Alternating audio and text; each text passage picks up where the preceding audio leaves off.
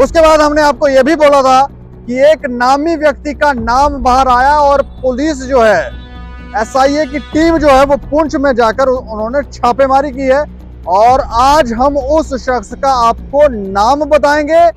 सत्य कहेंगे, सत्य लिखेंगे, सत्य चलेंगे। नमस्कार दोस्तों, मैं हूं दीपक सिंह, दैनिक सर समाचार से। हमने आपको खबर बताई थी, बस स्टैंड में एक शख्स को गिरफ्तार किया। वो शख्स पुंछ का रहने वाला था, एम्बुलेंस का चालक था।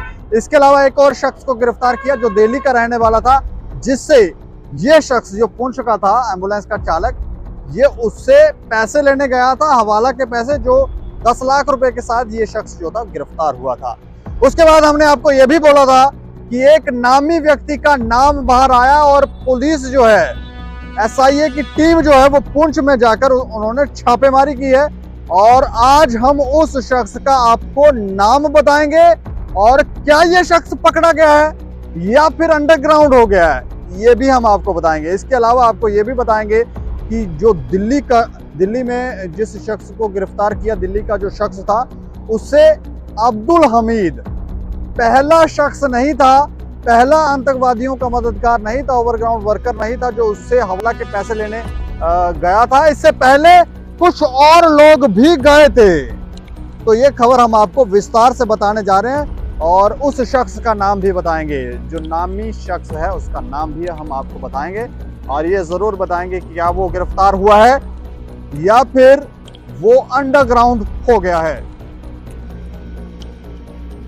जम्मू बस स्टैंड इलाके के हवाला रैकेट मामले में पुलिस की टीम पुंछ जिला में छापामारी कर वापस आ गई है। पुंछ से टीम रविवार शाम को जम्मू के लिए निकल गई थी, लेकिन मुख्य आरोपी जिसके पास पैसा पहुंचाया जाता था वो पकड़ में नहीं आया है। बस स्टैंड और दिल्ली से 2 लोगों के पकड़े जाने के बाद पुंछ का मुख्य आदमी सैयद अहमद बांडे अंडरग्राउंड हो चुका है। इस मामले की पूछताछ के दौरान नई बातें सामने आई हैं, जिसमें पता चला है कि दिल्ली में गिरफ्तार हुआ मोहम्मद यासीन एक बार पाकिस्तान होकर आया है। उसके फ़ोन से पाकिस्तान समेत कई विदेश नंबर मिले हैं जिनके साथ उनकी रूटीन में बात होती थी। पूछताछ के दौरान पता चला है कि बस स्टैंड में गिरफ्तार हुआ अब्दुल हमीद पहला मददगार नहीं था जिसे वो पैसा दे चुका था। उसके अलावा 3-4 और लोग पैसे लेने के लिए रूटीन में जम्मू कश्मीर से उसके पास जाया करते थे। पुलिस को उन लोगों की पहचान हो चुकी है, उनके खिलाफ सबूतों को जुटाया जा रहा है, उसके बाद उन्हें गिरफ्तार कर दिया जाएगा। इस मामले में जम्मू पुलिस की टीम दिल्ली और बाकी जगहों पर भी छापे मारने के लिए जाएगी। पुंछ में ये पैसे सैयद अहमद बांडे को दिए थे, जो इलाके का नामी आदमी है, लेकिन हमीद मीर के गिरफ्तार होने के बाद वो छिप गया है। पुंछ में उसके साथ मीर दोनों के घरों को खंगाला गया।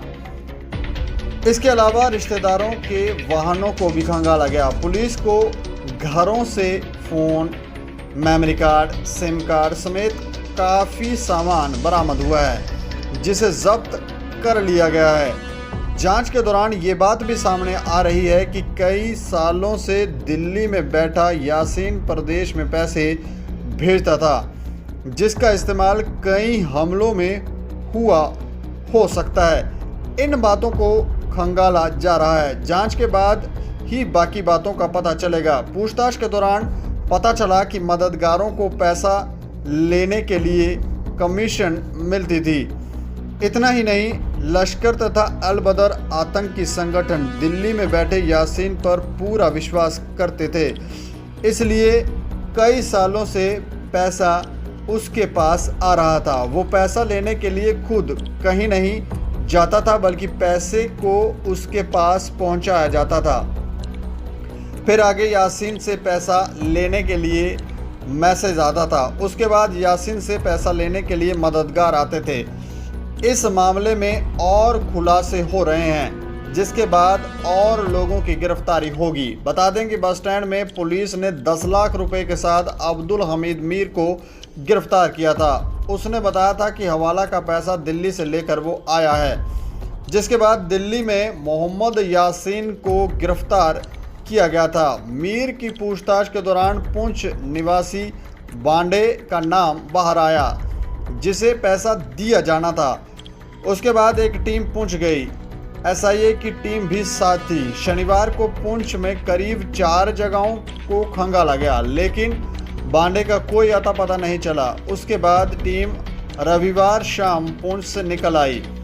वापस आकर फिर से गिरफ्तार दोनों आरोपियों से पूछताछ की गई, जिसमें नई बातों का बाहर आना शुरू हो गया है। आने वाले दिनों में केस एसआईए के हवाले किया जा सकता है, क्योंकि अभी तक की जांच में पाया गया है कि हवाला के जरिए 4 से 5 करोड़ रुपए प्रदेश में आ चुके हैं, जिसका इस्तेमाल आतंकवादी गतिविधियों में किया गया है।